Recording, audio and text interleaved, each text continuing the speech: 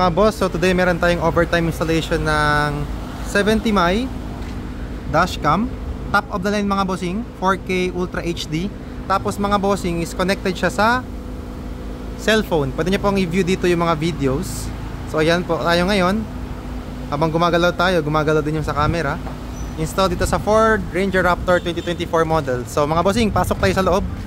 Off na natin yung flash. So nakaset up yung camera mga boss. Yan, kita nyo po. So disconnect natin yung phone para magalaw natin yung dito. So yan, meron siyang front and rear. Ang maganda dito mga boss, natin ilaw, yung wiring nya is andyan lang kinuha. Okay, hindi na po kayo kukuha sa cigarette socket somewhere here dun sa loob. Wala na pong kalat ng wire kasi po yung wiring andyan po lahat. Tapos sa rear naman mga bossing, andun yung camera nya. Yan, madilim lang, madilim. So i-demo ko sa inyo mga boss anong feature nito. So pwede nyo siya i-rear camera, press lang. Yan yung likod nya. Tapos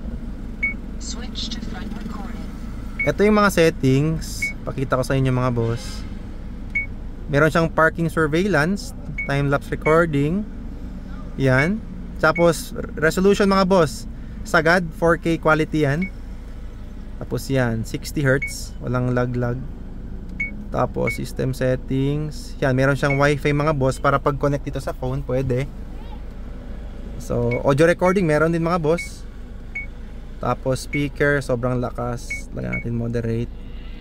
Tapos automatic siya mga boss, mag off after 1 minute pag tumatakbo na yung sasakyan para hindi po nakakasilaw. So basically mga boss, that's the feature. Front and rear siya meron. So install po dito sa Ford Ranger Raptor 2024 model. So yun lang mga boss. Peace.